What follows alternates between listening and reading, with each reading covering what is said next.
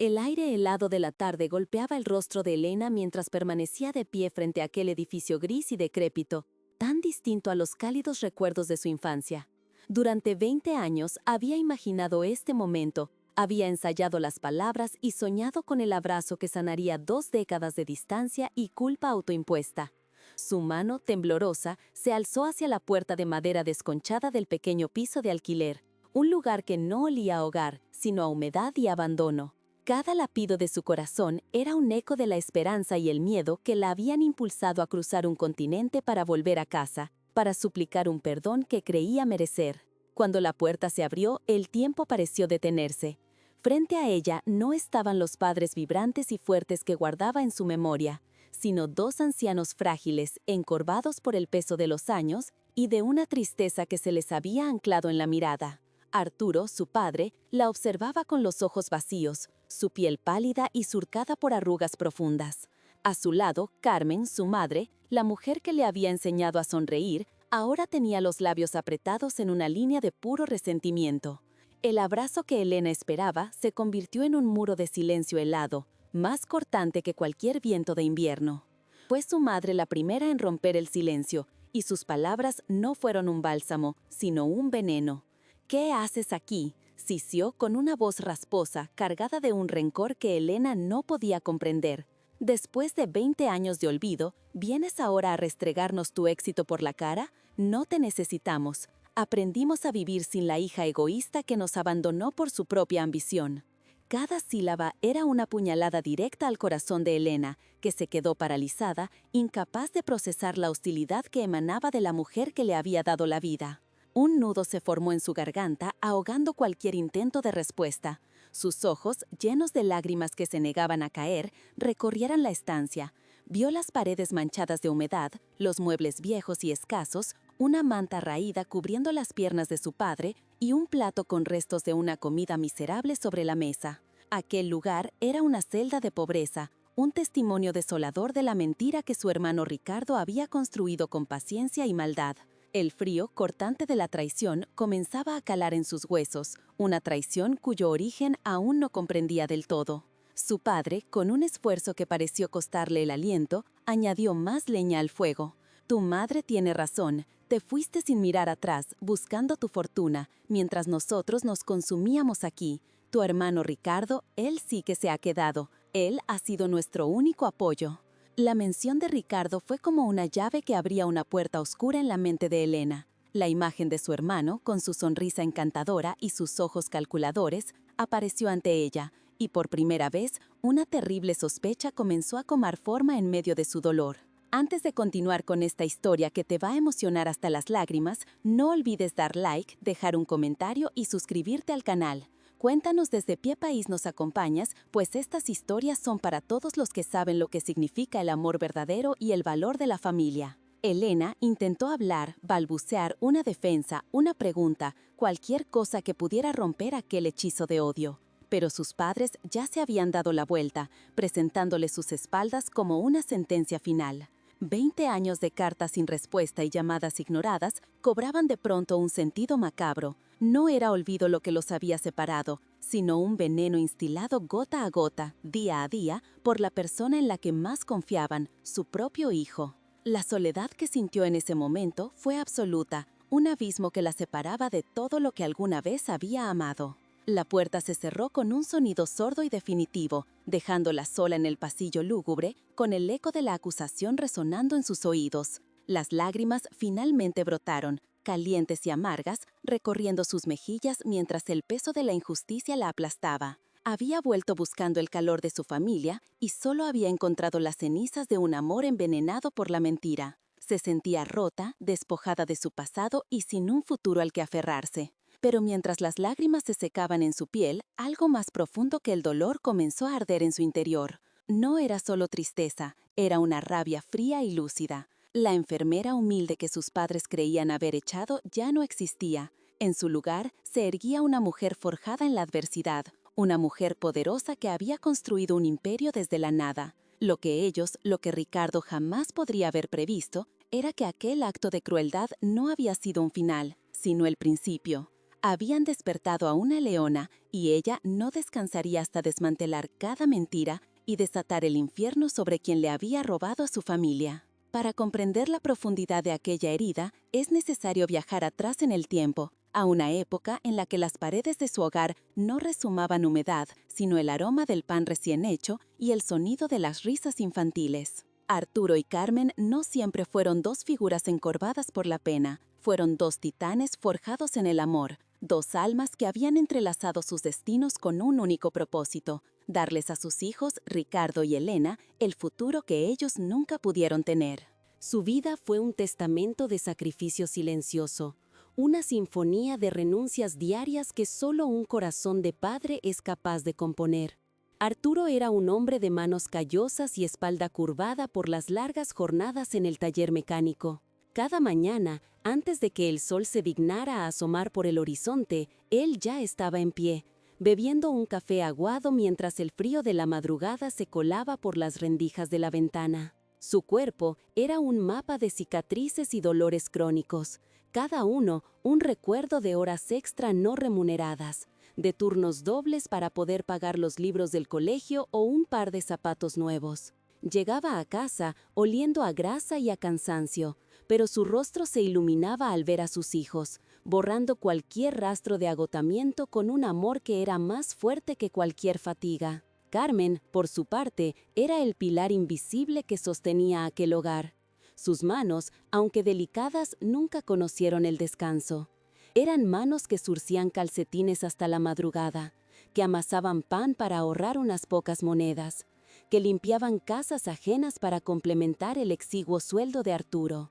La gente del barrio la recordaba siempre con una sonrisa, sin saber que detrás de esa amabilidad se escondía una mujer que a menudo se iba a la cama con el estómago vacío para que sus hijos pudieran repetir plato. Su sacrificio era más íntimo, tejido en los pequeños detalles de la vida cotidiana. El recuerdo más doloroso, el que se había grabado a fuego en el alma de Carmen, fue el día en que tuvo que desprenderse del único tesoro que había heredado de su madre, un delicado collar de oro con un pequeño medallón. Lo vendió sin dudarlo cuando Ricardo, en su adolescencia, enfermó gravemente y necesitaban dinero para unas medicinas que la seguridad social no cubría. Aquella noche, Carmen lloró en silencio, no por la joya perdida, sino por la impotencia de no poder ofrecer más, sintiendo el frío en su cuello como el símbolo perpetuo de su entrega incondicional. Los niños crecieron en ese ambiente de amor austero. Elena, desde pequeña, parecía comprender el peso de los sacrificios de sus padres. Era una niña estudiosa y responsable. Sus notas eran el orgullo de la familia, la prueba viviente de que cada gota de sudor de Arturo y cada renuncia de Carmen valían la pena. Soñaba con ser enfermera, con cuidar de los demás, un reflejo del cuidado abnegado que había recibido toda su vida. Su corazón era puro y en sus ojos brillaba la promesa de un futuro mejor para todos. Ricardo, en cambio, era diferente.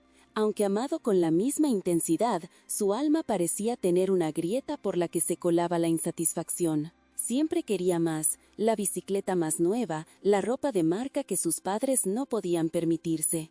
Miraba con envidia la atención que Elena recibía por sus logros académicos, sintiendo que el amor de sus padres era una recompensa que él no lograba obtener. Esa semilla de resentimiento, plantada en la infancia, crecería hasta convertirse en un árbol venenoso que daría los frutos más amargos.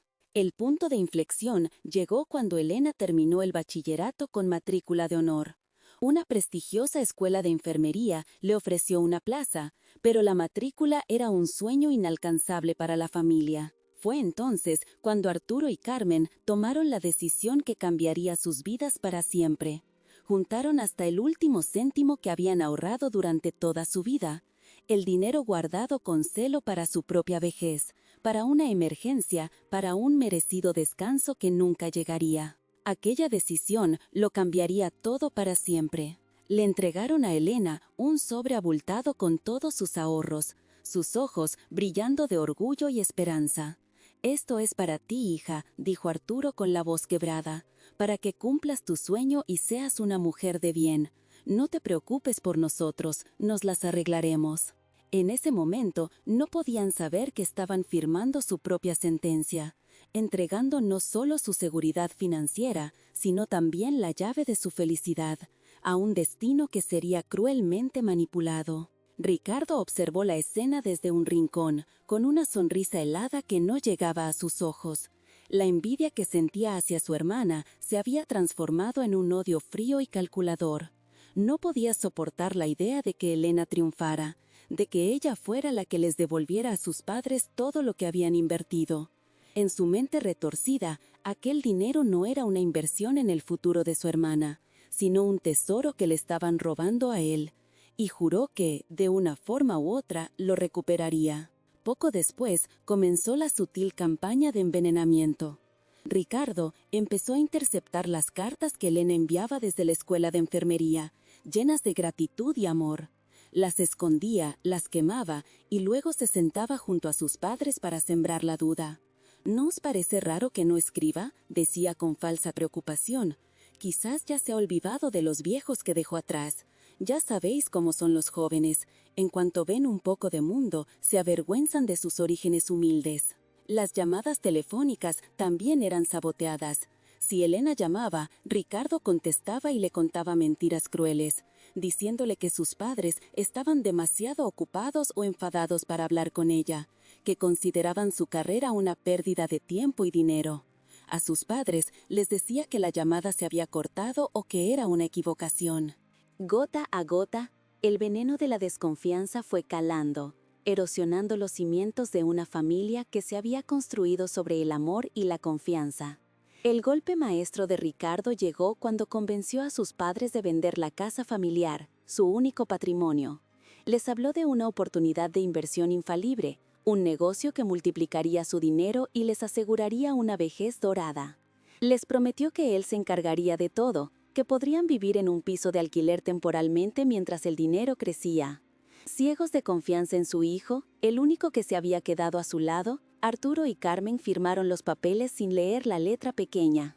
El dinero de la venta de la casa, por supuesto, nunca se invirtió. Desapareció en la vorágine de deudas y caprichos de Ricardo. Lo usó para financiar una vida de apariencias, para comprarse un flamante BMW con el que impresionar a sus socios y para pagar la entrada de una casa en un barrio exclusivo. Mientras él ascendía socialmente sobre una montaña de mentiras, sus padres descendían a un infierno de pobreza y abandono, atrapados en aquel piso frío y húmedo que se convirtió en su prisión. Con el tiempo, las mentiras de Ricardo se hicieron más audaces. Les contaba que Elena se había casado con un hombre rico en el extranjero y que no quería saber nada de su familia pobre. Les enseñaba fotos falsas, montajes burdos que los ancianos, con su vista cansada y su corazón roto, creían a pies juntillas. El dolor del abandono se convirtió en un resentimiento profundo, una costra que se formó sobre la herida abierta de la traición de su hija. Arturo, que había sido un roble, comenzó a marchitarse. Una enfermedad silenciosa empezó a consumir su cuerpo, agravada por la mala alimentación y la falta de cuidados médicos adecuados. El hombre que había levantado motores con sus propias manos ahora apenas podía levantarse de la silla sin ayuda. Su mirada, antes llena de vida, se volvió opaca, perdida en los recuerdos de un pasado que ya no parecía real, un pasado donde su hija lo adoraba. Carmen envejeció de golpe. Las arrugas de su rostro no eran las marcas del tiempo, sino los surcos excavados por las lágrimas y la decepción. La mujer que había vendido su único tesoro por la salud de su hijo, ahora rebuscaba en los contenedores al anochecer buscando algo que llevarse a la boca, esperando que ningún vecino la reconociera. La humillación era un veneno lento que consumía su espíritu día tras día. Ricardo, mientras tanto, vivía su farsa.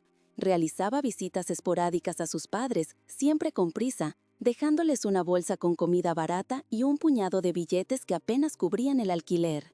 Se presentaba como su salvador, el hijo bueno y sacrificado que cuidaba de los padres que su hermana ingrata había abandonado. Cada visita era una nueva capa de barniz sobre su obra maestra de crueldad, reforzando la mentira y asegurándose de que la verdad nunca saliera a la luz. Ellos, en su inocencia y su dolor, se aferraban a él como a un clavo ardiendo. Era su único contacto con el mundo exterior, la única voz que les hablaba de un mundo que ya no entendían. Le creían todo, porque creerle era menos doloroso que aceptar la terrible verdad, que ambos hijos, de diferentes maneras, los habían abandonado, uno por una mentira y el otro por la más pura y despiadada maldad. El contraste entre el amor que habían sembrado y la cosecha de amargura que recogían era una injusticia cósmica. Habían dedicado cada aliento, cada gramo de su energía, a construir un futuro para sus hijos, solo para encontrarse al final de sus vidas despojados de todo, de su hogar, de su dignidad y de lo que más les dolía, del amor de su hija Elena. Su existencia se redujo a esperar la visita de Ricardo, esperar que la pensión miserable llegara a fin de mes, esperar que el dolor en los huesos de Arturo amainara un poco. Pero sobre todo, sin atreverse a confesar ni a sí mismos, esperaban una explicación, un porqué. ¿Por qué la hija que tanto habían amado los había borrado de su vida de una forma tan cruel y definitiva? Lo que no sabían, lo que ni el más retorcido de sus pensamientos podría haber imaginado, era que la respuesta a esa pregunta estaba a punto de cruzar el océano. No sabían que la hija a la que creían una traidora egoísta llevaba 20 años llorando su ausencia, creyéndose ella la abandonada. Y mucho menos podían sospechar que su regreso no sería el de una oveja descarriada, sino la de una leona dispuesta a reclamar lo que era suyo y a hacer justicia. El karma, aunque lento, ya había puesto en marcha su maquinaria implacable. El aire en el rellano olía a cerrado, a vidas estancadas y a una tristeza que se adhería a las paredes como el moho. Elena levantó la mano, el corazón martillando contra sus costillas con la fuerza de 20 años de anhelo. El simple acto de llamar a la puerta le pareció un esfuerzo sobrehumano, como si estuviera empujando una losa que la separaba de su propio pasado. Cada segundo de espera fue una tortura, un vacío en el que resonaban todas sus esperanzas y sus miedos más profundos, hasta que el chirrido de la cerradura rasgó el silencio y la puerta se entreabrió. La visión que la recibió fue un golpe brutal, una distorsión cruel de los recuerdos que había atesorado.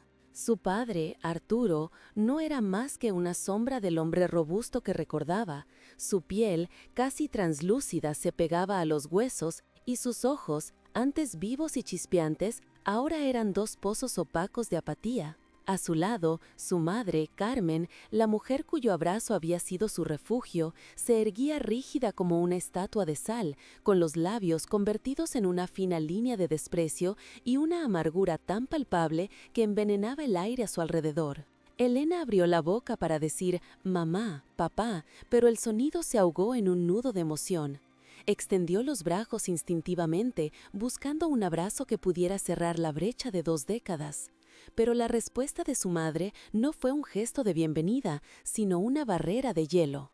«¿Qué haces aquí?», sisió Carmen, y la voz, que antes era una melodía, ahora era el rasguño de una uña en una pizarra. Cada palabra estaba afilada, diseñada para herir. «¿Después de abandonarnos durante 20 años, vienes ahora a humillarnos con tu presencia?».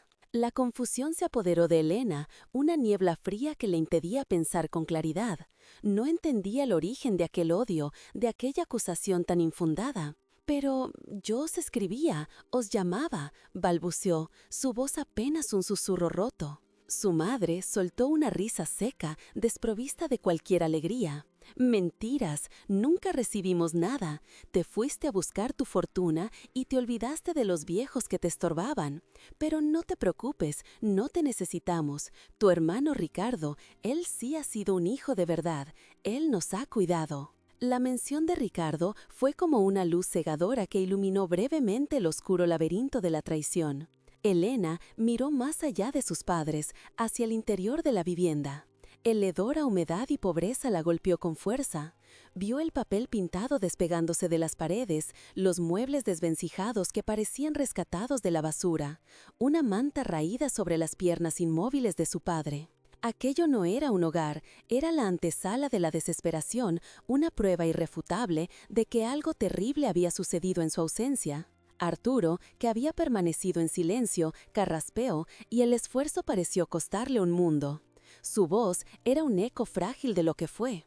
Tu madre dice la verdad, afirmó, sin mirarla a los ojos. Ricardo nos lo contó todo, que te casaste con un hombre rico, que te avergonzabas de nosotros, que preferías vivir tu vida de lujos antes que mancharte las manos cuidando de 2 ancianos. Él ha estado aquí, trayéndonos comida, pagando este techo. Él ha cargado con el peso que tú desechaste sin mirar atrás. Cada palabra de su padre era un martillazo en el alma de Elena. La imagen que describían no era ella, era un monstruo egoísta que no reconocía. Intentó defenderse, explicar que había trabajado como enfermera día y noche, que cada céntimo que había ganado al principio había sido con ellos en mente. Pero sus protestas se perdían en el muro de resentimiento que habían construido a su alrededor. Veía en sus ojos que no la creían, que la verdad había sido envenenada durante tanto tiempo que ya era irreconocible para ellos. «No es cierto, os juro que no es cierto», suplicó, las lágrimas comenzando a nublarle la vista.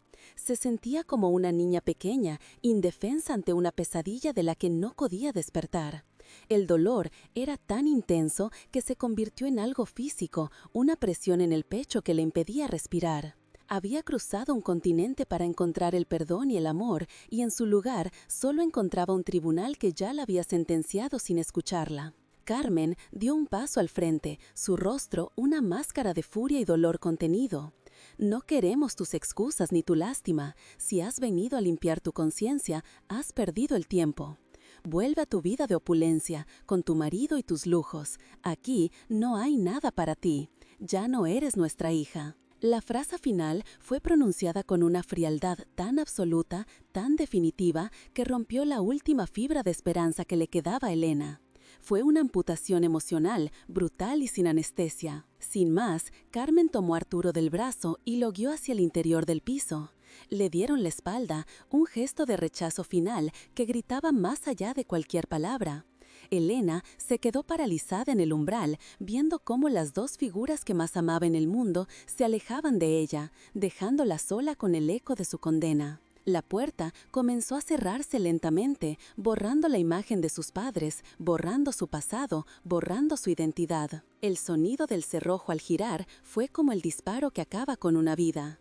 Un clic metálico y seco que selló su destino y la dejó fuera, en el frío pasillo, convertida en una extraña. Se apoyó contra la pared opuesta, las piernas le temblaban tanto que no podían sostenerla y se deslizó hasta el suelo. Allí, en la penumbra polvorienta, se hizo un ovillo y lloró.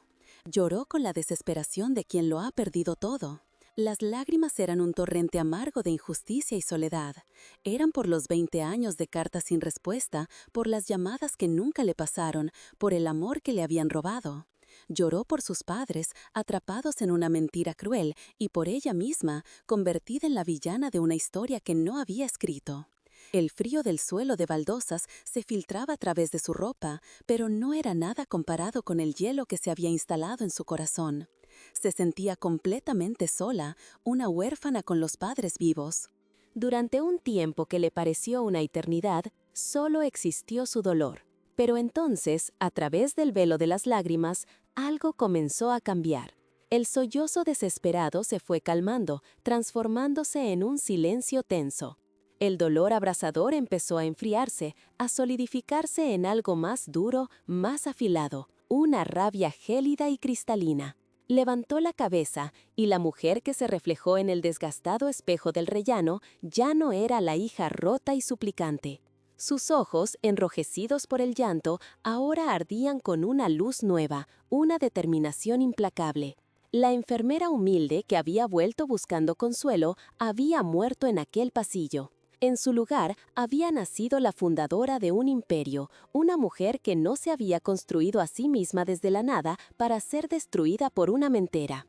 La traición de Ricardo no era solo un acto de crueldad familiar, era un ataque directo a todo lo que ella era, a cada sacrificio que había hecho. Se puso en pie lentamente sacudiéndose el polvo y la autocompasión. Sacó de su bolso un teléfono móvil de última generación, un objeto de tecnología y poder que contrastaba absurdamente con la decadencia del edificio. Sus dedos, que minutos antes temblaban, ahora se movían con una precisión letal sobre la pantalla.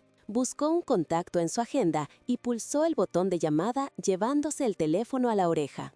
«Klaus, soy yo», dijo, y su voz ya no era un susurro quebrado, sino el tono firme y autoritario de una directora ejecutiva acostumbrada a dar órdenes. Hubo una pausa mientras escuchaba la respuesta desde Alemania. «Cancela mi vuelo de regreso. Necesito que me reserves la suite presidencial en el Hotel Palace de inmediato. Y contacta a nuestro equipo legal en España. Diles que se preparen. Hay un asunto familiar que requiere su atención más agresiva». Colgó la llamada y guardó el teléfono. Miró una última vez la puerta cerrada que la había desterrado de su propia vida. Una sonrisa helada, desprovista de cualquier calidez, se dibujó en sus labios. Ricardo había cometido un error fatal. Había creído que estaba atormentando a una hermana débil y olvidada, a una simple enfermera sin recursos. Pero lo que no sabía, lo que estaba a punto de descubrir de la forma más devastadora, era que no había expulsado a una oveja, había desatado a la loba, y la cacería acababa de empezar. El restaurante era un santuario de la opulencia, un escenario perfectamente diseñado para hombres como Ricardo. El terciopelo rojo de los asientos acariciaba su traje de diseño, el tintineo de las copas de cristal de Bohemia era la banda sonora de su éxito, y el aroma de la trufa y el vino añejo impregnaba el aire un perfume embriagador de poder y estatus. Sentada frente a él, su esposa Sofía, una mujer esculpida por la ambición y la cirugía, sonreía mientras admiraba el deslumbrante diamante que adornaba su dedo, un trofeo más en la vitrina de su vida superficial. Ricardo levantó su copa, una sonrisa de depredador satisfecho en los labios. Acababa de cerrar un trato dudoso que le daría un respiro temporal en su mar de deudas, y la reciente visita de su patética hermana había sido la guinda del pastel, un recordatorio de lo listo que había sido al deshacerse de ella. Se sentía invencible, el arquitecto de su propio destino, un maestro titiritero que movía los hilos de la vida de todos a su alrededor. Había condenado a sus padres a una vejez miserable y había desterrado a su hermana, todo para construir aquel castillo de naipes que llamaba éxito. En su mente, ellos eran los peones sacrificados en su gloriosa partida de ajedrez. Brindó con Sofía, celebrando no solo el negocio, sino su propia y despiadada inteligencia. Para él, la compasión era una debilidad y la familia una herramienta. Aquella noche se sentía en la cima del mundo, completamente ajeno a la avalancha que estaba a punto de sepultarlo. Pero el destino, ese tejedor silencioso de justicia poética, ya había comenzado a tirar de un hilo suelto en el tapiz de sus mentiras. Justo cuando el camarero se acercaba para rellenar sus copas con un Vega Sicilia carísimo, una figura se interpuso, proyectando una sombra sobre la mesa. No era un conocido ni un admirador, sino un hombre de mediana edad, impecablemente vestido con un traje oscuro de corte severo, cuyo rostro no expresaba ninguna emoción. Su presencia era una nota discordante en la sinfonía de lujo del restaurante, una intrusión de una realidad fría y corporativa en el teatro de Ricardo. «¿Señor Ricardo Morales?», preguntó el hombre, y su voz, aunque educada, tenía el filo del acero. No era una pregunta, sino una confirmación. Ricardo, interrumpido en su momento de gloria, lo miró con una mezcla de irritación y arrogancia. «Sí, ¿quién es usted? Si viene a venderme algo, ha elegido un mal momento», espetó, haciendo un gesto displacente para que se marchara. Estaba acostumbrado a que el mundo se apartara a su paso y no toleraba interrupciones, especialmente de desconocidos que no parecían impresionados por su aura de poder. El hombre no se inmutó. De su maletín de cuero extrajo una elegante tarjeta de visita y la depositó sobre el mantel de lino blanco. «Mi nombre es Javier Vargas y soy el representante legal en España del grupo empresarial Serenitas Care AG», dijo con una formalidad gélida. «Estoy aquí en nombre de su presidenta y fundadora, la señora Elena Schmidt». El nombre de su hermana, pronunciado en aquel contexto tan formal y extranjero, sonó extraño, como una palabra de otro idioma que no lograba comprender. Ricardo frunció el ceño, la confusión comenzando a erosionar su fachada de suficiencia. La primera reacción de Ricardo fue una carcajada ahogada. «Elena, mi hermana, la enfermera, ¿presidenta de qué? De una asociación de caridad», se burló, mirando a Sofía en busca de complicidad. La idea era tan absurda, tan ridícula, que solo podía ser una broma de mal gusto. Su hermana era una pobretona, una fracasada que había vuelto con el rabo entre las piernas.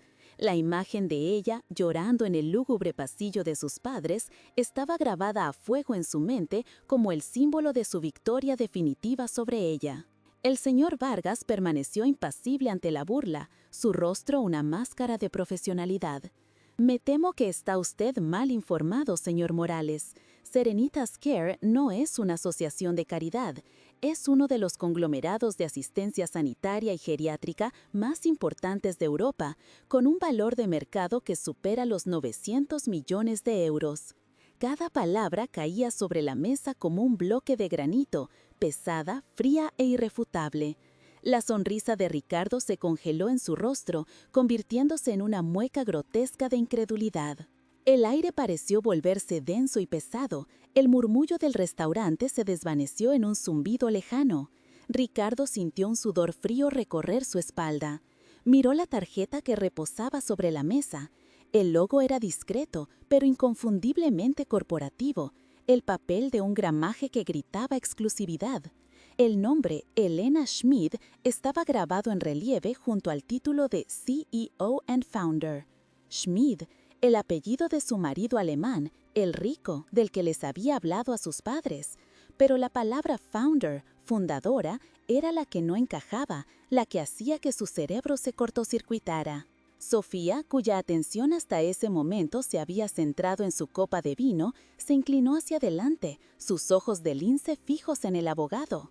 La avaricia, un instinto mucho más poderoso en ella que el amor, se había despertado. 900 millones, repitió en un susurro, la incredulidad tiñendo su voz.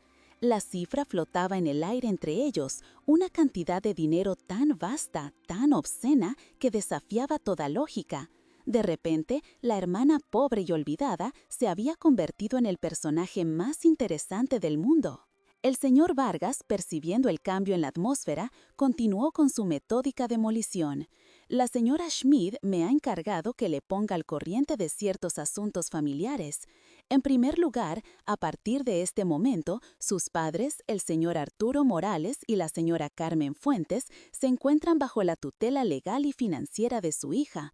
Cualquier comunicación con ellos deberá ser canalizada a través de mi despacho. La frase fue un golpe directo al estómago de Ricardo. Le estaban quitando a sus padres, sus marionetas, su coartada de hijo abnegado. El abogado colocó entonces sobre la mesa una carpeta de cuero azul oscuro con el mismo logo de la tarjeta grabado en plata. La abrió con un gesto preciso, revelando una serie de documentos.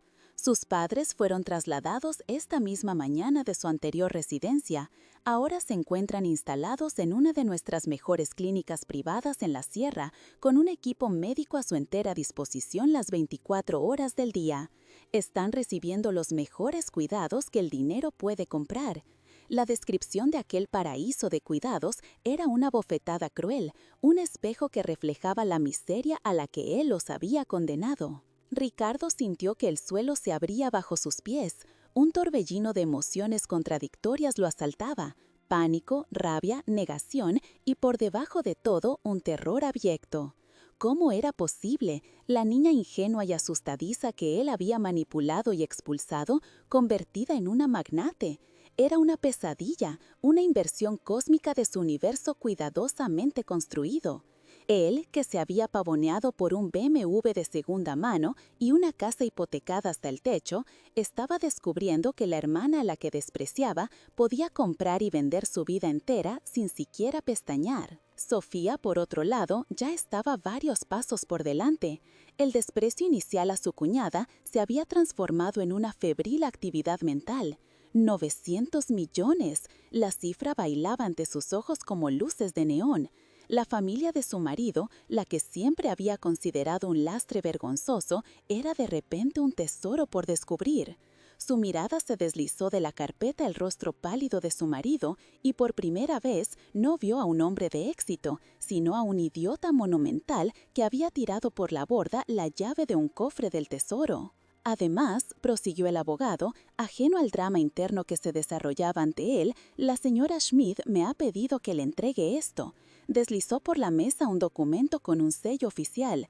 Es una notificación formal. Se ha iniciado un proceso de auditoría sobre la venta de la propiedad familiar hace 15 años y la gestión de las finanzas de sus padres durante ese periodo. Tenemos razones para que se cometió un fraude de apropiación indebida. La palabra fraude resonó en la mente de Ricardo como una sentencia de muerte. El castillo de naipes empezaba a temblar. El pánico se apoderó de él por completo. El color huyó de su rostro, dejándolo con la palidez cerúlea de un cadáver. Sus manos, que antes sostenían con firmeza una copa de vino, ahora temblaban incontrolablemente. Intentó hablar, articular una defensa, una negación, pero de su garganta solo salió un sonido ahogado, un graznido patético. El hombre que minutos antes se sentía el rey del mundo era ahora un reo ante su juez. Había subestimado a su hermana de una forma tan catastrófica que era casi cómica. Lo que ellos no sabían, lo que Ricardo jamás podría haber concebido, era la verdadera historia detrás de la fortuna de Elena. No fue un matrimonio afortunado ni un golpe de suerte. Fue el resultado de 20 años de trabajo implacable, de noches sin dormir estudiando finanzas después de turnos de 12 horas en el hospital, de una inteligencia brillante aplicada con una disciplina de hierro. Fue la venganza silenciosa de una mujer que, creyéndose rechazada por su familia, decidió construir un imperio para demostrarse a sí misma que valía algo. El abogado Vargas recogió sus cosas con la misma calma con la que había llegado. «Creo que eso es todo por ahora, señor Morales. Recibí noticias de mi despacho». Se levantó, ajustó su chaqueta y con una leve inclinación de cabeza se dio la vuelta y se marchó, dejando tras de sí un silencio devastador. La burbuja del lujo y autoengaño en la que vivían Ricardo y Sofía había estallado, dejando al descubierto la cruda y miserable realidad. Ricardo se quedó mirando el documento sobre la mesa, las letras negras bailando ante sus ojos. Fraude, auditoría, demanda. Eran palabras de un mundo que siempre había logrado esquivar, pero que ahora, de la mano de su hermana, venían a reclamarlo. El vino en su copa que antes sabía a victoria, ahora tenía el gusto amargo de la ceniza. La deliciosa comida en su plato se había convertido en un amasijo indigerible. El lujoso restaurante ya no era su escenario, sino su celda. Sofía lo miraba fijamente desde el otro lado de la mesa y en sus ojos ya no había admiración, sino un frío cálculo. «¿Cómo has podido ser tan estúpido?», siseó, su voz baja y cargada de veneno. «Teníamos una mina de oro en la familia y la has tratado como si fuera basura. Nos has arruinado, Ricardo. Me has arruinado a mí». No había compasión en sus palabras, solo la rabia de una socia que ve cómo su inversión se va a pique. El nudo en la garganta de Ricardo era tan grande que apenas podía respirar. El error, el catastrófico y monumental error. No era la crueldad hacia sus padres, no era el dolor infligido a su hermana. Era la oportunidad perdida, la fortuna que había tenido al alcance de la mano y que había despreciado por pura soberbia y envidia. Había jugado a ser un tiburón en un estanque y acababa de descubrir que su hermana era una ballena blanca en el océano. Se dio cuenta, con una claridad que lo dejó sin aliento, de que había perdido el juego antes de empezar. Durante 20 años se había deleitado en la creencia de que era el más listo, el ganador. Había robado, mentido y manipulado para conseguir una vida de apariencias, una cáscara vacía de estatus. Y mientras tanto, Elena, la víctima silenciosa, había construido un imperio real, sólido y poderoso. Él era el fraude y ella era la verdad. La magnitud de su necedad lo aplastó. Por un puñado de dinero, el de la casa de sus padres, había renunciado a cientos de millones. Por el placer mezquino de ver a su hermana humillada, se había condenado a sí mismo a la ruina. La justicia poética, en su forma más irónica y brutal, acababa de revelarse ante él. No era una cuestión de moral, era una cuestión de matemáticas, y él había hecho el peor cálculo de su vida. El peso de la revelación lo encorvó sobre la mesa. Apoyó la cabeza entre las manos, sintiendo el pulso martillando en sus sienes. El mundo exterior, con sus risas y su música, se había vuelto irreal. Solo existía el zumbido de su propio pánico, el eco de las palabras del abogado y la imagen de su hermana, no como la recordaba, sino como una figura imponente y desconocida que sostenía los hilos de su patético destino. Sofía se levantó bruscamente, tirando la servilleta de lino sobre su plato a medio comer. «Tengo que pensar», dijo con frialdad, cogiendo su bolso de Chanel. No le dio un beso ni una palabra de consuelo. Simplemente se dio la vuelta y se alejó, sus tacones de aguja resonando sobre el mármol como los últimos clavos en el ataúd de su matrimonio. Lo abandonaba en mitad del campo de batalla.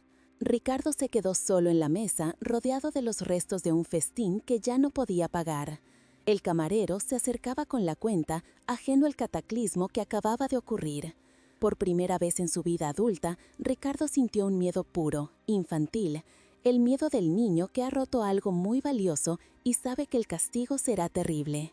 Levantó la vista y su reflejo en la copa de vino le devolvió la imagen de un hombre roto.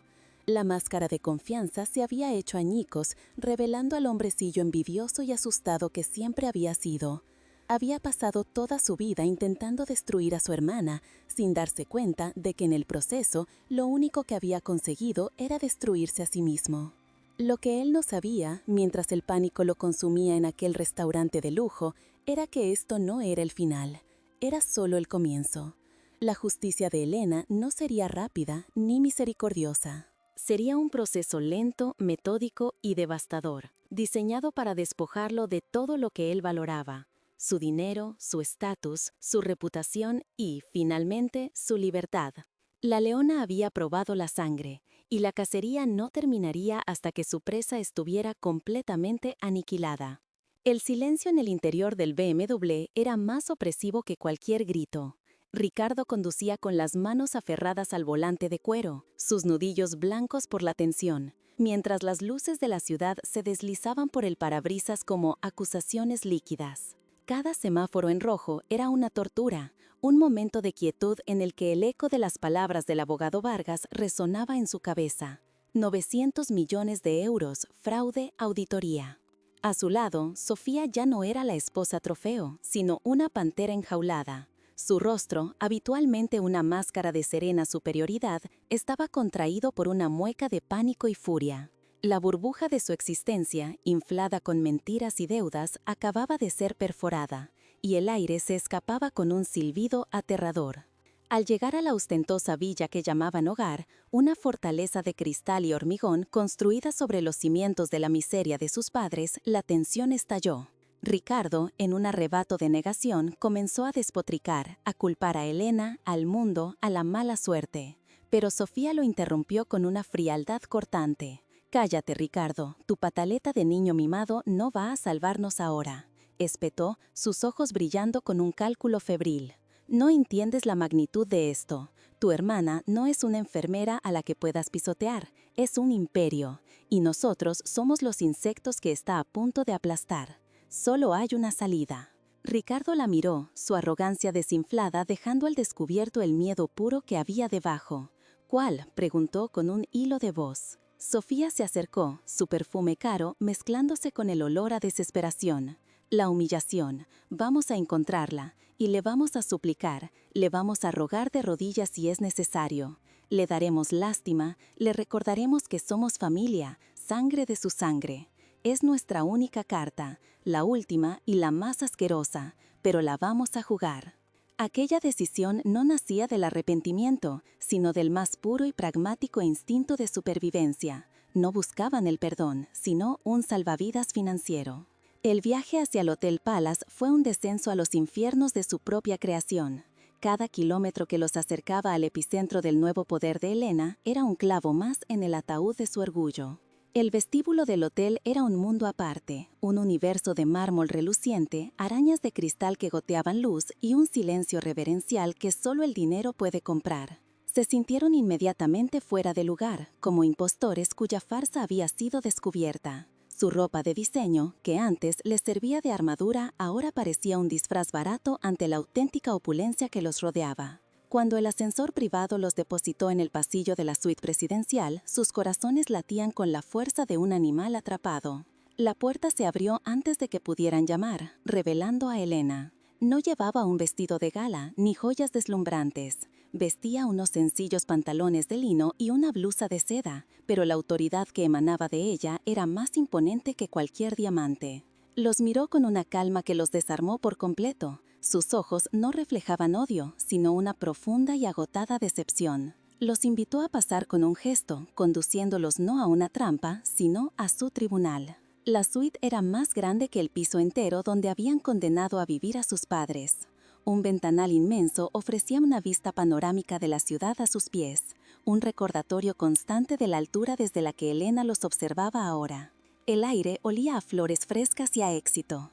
Ricardo, empujado por una mirada de acero de su esposa, fue el primero en romper el silencio. Sus palabras fueron un torpe amasijo de excusas y sentimentalismo barato. Elena, hermanita, sé que he cometido errores, fui un tonto, un envidioso, pero era joven, no pensada. Si hubiera sabido... Sofía, una actriz consumada en el teatro de la vida, se unió al coro de la falsedad. Se llevó una mano al pecho, sus ojos humedeciéndose con lágrimas de cocodrilo perfectamente sincronizadas. Siempre le dije a Ricardo que tenía que llamarte, que la familia es lo primero. Hemos sufrido tanto pensando que te habíamos perdido. Este malentendido nos ha destrozado a todos, pero ahora que estás aquí, podemos arreglarlo. Somos familia, al fin y al cabo. Su actuación era impecable, pero el guión estaba escrito con la tinta de la codicia más descarada. Elena los dejó hablar, escuchando su patética sinfonía de mentiras con una paciencia casi inhumana. Permaneció de pie junto al ventanal, su silueta recortada contra el resplandor de la ciudad. El narrador podría haber visto el torbellino de emociones que se agitaba bajo esa superficie de calma, el recuerdo de cada carta no respondida, de cada llamada saboteada, del frío cortante de la traición que la había acompañado durante 20 años. Cada palabra que ellos pronunciaban era una nueva palada de tierra sobre la tumba del amor fraternal que una vez sintió. Cuando por fin terminaron, el silencio que llenó la habitación fue denso y acusador. ¿Habéis terminado?, preguntó, y su voz, aunque suave, resonó con el poder de una sentencia. Porque ahora me toca hablar a mí, y quiero que me escuchéis con mucha atención, porque no voy a repetirlo. No estáis aquí por arrepentimiento. Estáis aquí porque el castillo de naipes que habéis construido se está derrumbando y tenéis miedo. Dio un paso hacia ellos y retrocedieron instintivamente. Hablemos de tus errores, Ricardo. ¿Te refieres al error de robar el dinero que mis padres, nuestros padres, me dieron para estudiar? El dinero que habían ahorrado durante toda una vida de trabajo, privándose de todo. Mientras yo limpiaba suelos en un hospital de Múnich para poder comer, tú te paseabas con tu primer coche de lujo pagado con mis sueños rotos. Cada sílaba era un golpe, preciso y devastador. Se detuvo frente a él, obligándolo a sostenerle la mirada. ¿O quizás te refieres al malentendido de interceptar cada una de mis cartas? Cartas donde les contaba a mamá y a papá cuánto los extrañaba, donde les juraba que se lo devolvería todo. ¿Dónde están esas cartas, Ricardo? ¿Las quemaste para calentarte en invierno, mientras ellos se helaban de frío en ese piso miserable al que los arrojaste? La pregunta era retórica, una daga verbal que se retorcía en la herida. Luego, su mirada se posó en Sofía, y el desprecio en sus ojos era tan palpable que la hizo estremecerse. Y tú, la familia. Hablas de familia mientras llevas en la muñeca un reloj que podría haber pagado la calefacción de mis padres durante 10 años. Disfrutaste de cada cena, de cada viaje, de cada capricho, sabiendo perfectamente que vuestra vida de opulencia estaba financiada por el abandono y el sufrimiento de 2 ancianos indefensos. No eres una esposa, eres una cómplice. La verdad, desnuda y brutal, los golpeó con la fuerza de un huracán. La farsa se desmoronó, dejando al descubierto la fea realidad de su egoísmo. Ricardo, despojado de todas sus defensas, se vino abajo. Sus rodillas cedieron y cayó al suelo en una humillante muestra de desesperación. «Perdóname, Elena, por favor, te lo suplico. Haré lo que sea. No dejes que me hunda. Arruinarás mi vida, mi reputación». Sus palabras no eran de contrición, sino de pánico. No lamentaba el daño causado, sino las consecuencias para sí mismo. Sofía, viendo que la estrategia de la dignidad había fracasado, se arrodilló a su lado, arrastrándose literalmente por la alfombra persa. Agarró el borde de la blusa de Elena, su rostro descompuesto por el terror. Piensa en nosotros, en tu familia. No puedes hacernos esto. Tu hermano te quiere, a su manera. Podemos devolver el dinero. Danos tiempo, por favor, ten piedad. Era la imagen definitiva de la derrota. Los depredadores convertidos en carroña, suplicando por las migajas de la mesa de su víctima. Elena los miró desde arriba, postrados a sus pies, y por un instante, una punzada de algo parecido a la lástima atravesó su coraza. Eran patéticos, dos almas vacías carcomidas por la codicia. Pero entonces, la imagen de su padre, temblando de frío con una manta raída sobre las piernas, y la de su madre, con la mirada perdida por la tristeza, apareció en su mente. Y la lástima se evaporó, reemplazada por una resolución inquebrantable. Se soltó suavemente de la mano de Sofía, retrocediendo un paso.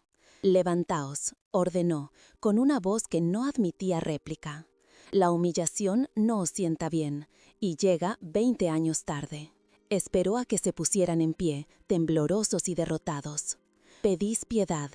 ¿Tuvisteis vosotros piedad cuando vendisteis la casa de nuestros padres, el único hogar que conocieron, y os quedasteis con cada céntimo?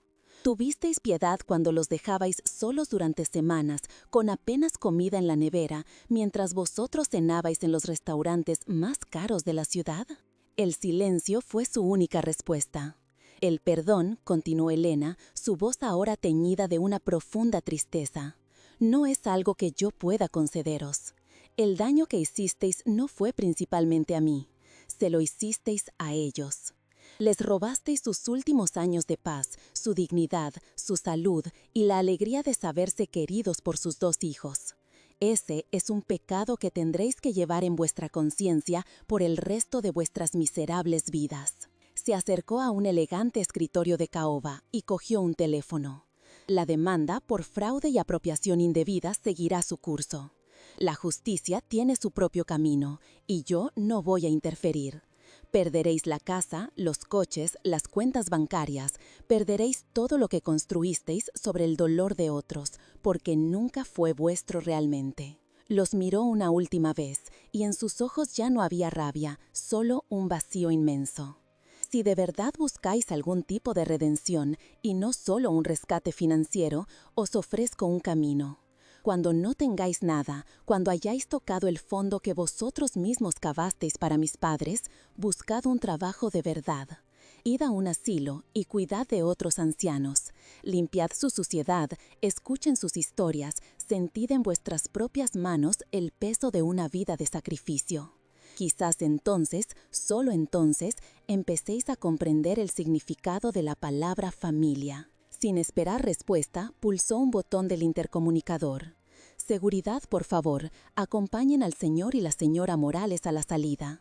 Sus palabras fueron tranquilas, pero tan definitivas como el cierre de una cripta. No había negociación posible.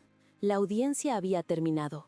Ricardo y Sofía se quedaron paralizados, sus rostros una mezcla de incredulidad y horror. No habían conseguido nada, ni dinero, ni piedad, ni una salida fácil. Solo habían recibido una lección de moral y una sentencia de ruina. No se resistieron cuando 2 discretos agentes de seguridad aparecieron y los escoltaron hacia la puerta. Su salida no fue la de 2 empresarios importantes, sino la de 2 delincuentes descubiertos. Mientras la puerta de la suite se cerraba tras ellos, Elena se quedó sola en medio del inmenso salón. La fortaleza que había mostrado comenzó a desmoronarse. Se acercó de nuevo al ventanal, apoyando la frente en el cristal frío. El reflejo le devolvió la imagen de una mujer poderosa, millonaria, victoriosa. Pero por primera vez en mucho tiempo, se permitió llorar. No eran lágrimas de tristeza por sí misma, ni de odio hacia ellos. Eran lágrimas por la familia que le habían robado, por el amor que había sido envenenado sin remedio y por la amarga verdad de que algunas heridas ni siquiera todo el dinero del mundo puede curarlas. Lo que Ricardo y Sofía no entendían, mientras eran expulsados al mundo real que tanto despreciaban, era que la justicia de Elena no era un acto de venganza, sino de equilibrio. Había restablecido el orden cósmico. Ellos, que habían vivido de la ostentación, ahora se enfrentaban a la nada. Y ella, que había partido de la nada, ahora lo poseía todo, especialmente lo único que ellos nunca valorarían, un corazón capaz de amar de verdad. La partida de ajedrez había terminado. Jaque mate. El viaje de vuelta a su jaula dorada fue un funeral silencioso. El interior del BMW, que antes era el símbolo de su estatus, se había convertido en una cámara de eco para sus fracasos. Ricardo conducía de forma autómata, sus ojos fijos en una carretera que ya no parecía llevar a ningún futuro, mientras Sofía, a su lado, lo observaba no como a un marido, sino como a un activo tóxico en su cartera de inversiones. Al llegar a la villa, la fachada de cristal y acero que tanto les había costado construir sobre la miseria ajena les pareció frágil y hueca, un mausoleo de sus ambiciones fallidas. La discusión que estalló entre sus paredes de diseño no fue pasional, sino quirúrgica. Las palabras finales de Sofía no fueron un grito, sino un susurro venenoso más afilado que cualquier cuchillo. Se acabó, Ricardo. Me casé con un ganador, no con el estúpido que tiró a la basura un imperio familiar por envidia de niño pequeño. No pienso hundirme contigo. No hubo lágrimas, solo la fría y pragmática decisión de una mujer que cortaba por lo sano una inversión ruinosa. Al día siguiente, sus maletas de Louis Vuitton ya no estaban en el vestidor y en su lugar, sobre la mesa de mármol, solo quedaban los papeles del divorcio. La caída fue vertiginosa, un espectáculo público que sus antiguos amigos y socios observaron con un placer morboso. La demanda de Elena no era un farol, era un misil balístico legal. Pronto, las notificaciones de embargo empezaron a llegar como una plaga de langostas. Hombres de rostro impasible catalogaron cada objeto de lujo, cada obra de arte de dudoso gusto, cada botella de vino caro. El martillo del subastador, al caer sobre sus posesiones, sonó como el último clavo en el ataúd de su antigua vida, despojándolo no solo de su riqueza, sino de la identidad que había construido sobre ella. El flamante BMW fue remolcado por una grúa. La villa apareció en los portales inmobiliarios con la vergonzosa etiqueta de ejecución hipotecaria y las tarjetas de crédito fueron denegadas con un pitido humillante en los mismos locales donde antes era recibido como un rey. Ricardo, el hombre que se había pavoneado por la ciudad como un conquistador, se encontró de repente solo, despojado y sin un euro en el bolsillo. La soledad era un frío que calaba más hondo que la de cualquier invierno, porque era una soledad merecida, labrada a pulso con cada acto de egoísmo. Tuvo que mudarse a un pequeño piso de alquiler en el barrio más humilde de la ciudad, un lugar que era un cruel espejo del cuchitril al que había condenado a sus padres. Las paredes olían a humedad y a fracaso, el agua caliente era un lujo intermitente y el silencio de las noches solo era roto por el zumbido de su propia desesperación. Comía platos precocinados y baratos y su único compañero era el reflejo de un hombre envejecido y derrotado que le devolvía la mirada desde el espejo manchado del baño. Había tocado el fondo que él mismo había cavado. Pasaron 2 años. 2 años en los que la justicia siguió su curso implacable y el mundo de Ricardo se desvaneció, pero en los que un nuevo mundo floreció para aquellos a quienes habían intentado destruir. El tiempo, que para él fue una condena, para sus padres fue un renacimiento. Lejos del frío y la miseria, en la paz de una hermosa casa en la costa que Elena les había comprado, Arturo y Carmen volvieron a vivir. El sol del Mediterráneo y los cuidados constantes obraron un milagro en su salud y en su espíritu. Arturo, bajo la supervisión de los mejores médicos, recuperó parte de la movilidad que había perdido y pasaba las mañanas paseando por la orilla del mar, sintiendo la arena bajo sus pies, un placer sencillo que creía perdido para siempre. Su mirada había recuperado el brillo de antaño y aunque las cicatrices del pasado permanecían, ya no eran el centro de su existencia. Había vuelto a encontrar la paz, una paz que su hijo le había robado y su hija le había devuelto con creces. Carmen se convirtió en la reina de un jardín lleno de rosales y geranios. Sus manos, que habían rebuscado en la basura, ahora cuidaban con mimo de las flores. Y su sonrisa, borrada por la amargura, volvió a iluminar su rostro. La alegría regresó a su vida en forma de pequeños gestos. El olor del bizcocho en el horno, las largas conversaciones con Elena por videoconferencia, la certeza de saberse amada y cuidada. El frío cortante de la traición había sido reemplazado por el calor incondicional del amor verdadero. Elena, por su parte, había encontrado una nueva vocación. La fortuna que había amasado ya no era solo un escudo contra el mundo, sino una herramienta para cambiarlo. Vendió su participación mayoritaria en el conglomerado alemán y con esos fondos creó la Fundación Morales Fuentes. Su misión era clara y directa: construir y financiar residencias de la más alta calidad para ancianos sin recursos, asegurándose de que ninguna otra persona tuviera que sufrir el abandono y la indignidad que sus padres habían padecido. La fundación se convirtió en su vida y en el legado de sus padres. Ya no era la CEO de un imperio anónimo, sino el rostro visible de la compasión en acción. Viajaba por toda España, supervisando cada proyecto, hablando con los residentes, escuchando sus historias. En los ojos de aquellos ancianos agradecidos, encontraba la redención que no buscaba para sí misma, sino para el apellido que su hermano había manchado. Había transformado el veneno de su dolor en un antídoto para el sufrimiento de otros. Mientras tanto, Ricardo había conseguido un trabajo. Después de meses de humillación y rechazos, encontró empleo como celador en un hospital público en el turno de noche. El trabajo era duro, mal pagado y anónimo. Limpiaba lo que otros ensuciaban, transportaba cuerpos sin vida a la morgue y ayudaba a mover a pacientes quejumbrosos y asustados. La arrogancia había sido lijada de su ser por la dura realidad de la supervivencia. No fue un momento de revelación divina, sino una erosión lenta y dolorosa de su ego. Noche tras noche, se enfrentaba a la fragilidad humana en su forma más cruda. Vio a ancianos solos, abandonados por sus familias, cuyas únicas visitas eran las enfermeras. Escuchó sus lamentos, secó sus lágrimas, y por primera vez en su vida sintió una punzada de algo que se parecía a la empatía. En el rostro de cada anciano desvalido comenzó a ver el reflejo de sus propios padres. Una tarde, después de cobrar su exiguo sueldo, en lugar de comprar comida para sí mismo, entró en una pequeña floristería y compró un modesto ramo de margaritas, las favoritas de su madre. Con el corazón en un puño y el alma desnuda de cualquier pretensión, tomó un autobús que lo llevó a la costa.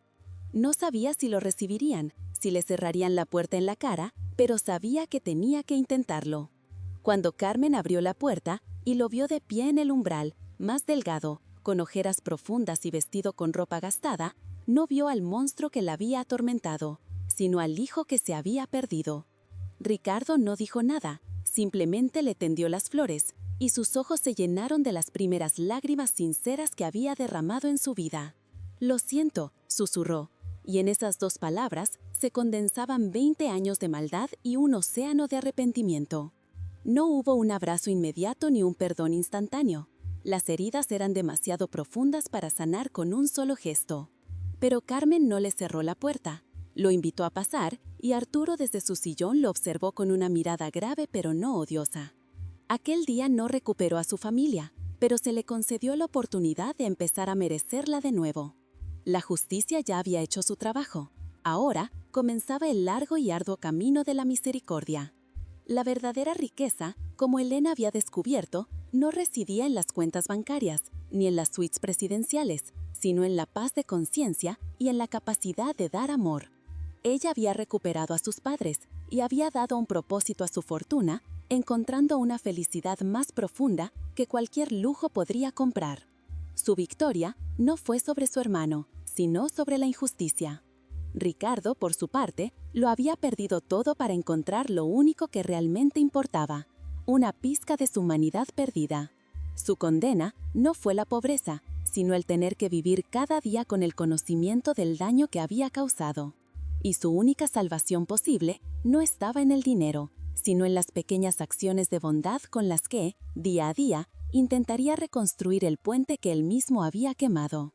Al final, la historia de la familia Morales Fuentes se convirtió en una poderosa lección. Una lección sobre cómo la envidia puede envenenar el alma y cómo el amor incondicional puede, a pesar de todo, sanarla.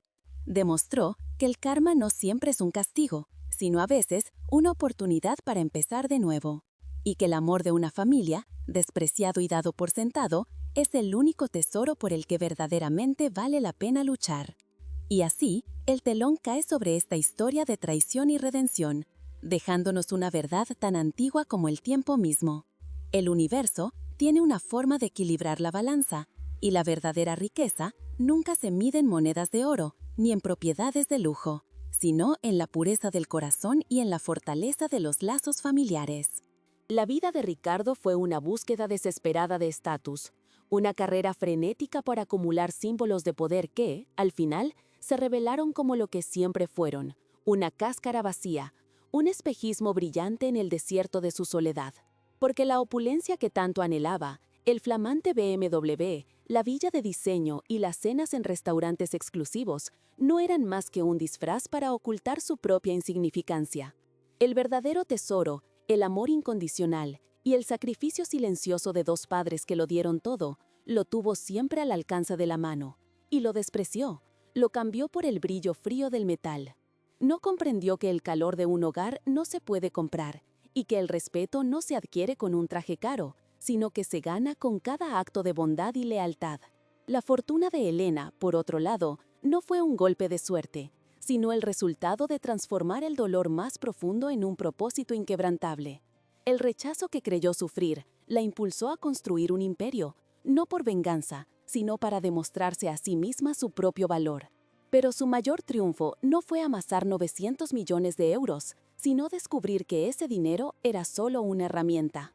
Una herramienta para hacer justicia, para sanar a sus padres y, finalmente, para crear un legado de compasión que daría a otros la dignidad que a su familia le fue robada. La justicia poética que alcanzó a Ricardo no fue simplemente la ruina económica. Su verdadero castigo fue ser despojado de todas sus máscaras, de todas sus mentiras y ser obligado a enfrentarse al hombre vacío que era en realidad. El modesto trabajo en el hospital y el piso húmedo no eran una condena, sino un espejo que le devolvía cada día la imagen de la miseria a la que él había sometido a sus propios padres. Su camino hacia una posible redención no comenzaba con el perdón de otros, sino con la insoportable carga de su propia conciencia. Y en el centro de todo, como dos faros que nunca dejaron de brillar incluso en la más oscura de las tormentas, estaban Arturo y Carmen. Su final feliz no es un cuento de hadas, sino el merecido descanso de dos guerreros. Su renacimiento en la vejez, rodeados de paz, cuidados y el amor recuperado de su hija, es la prueba definitiva de que la bondad, aunque pisoteada y herida, posee una resiliencia infinita. Su paz fue la victoria final, el verdadero jaque mate en esta partida contra la crueldad.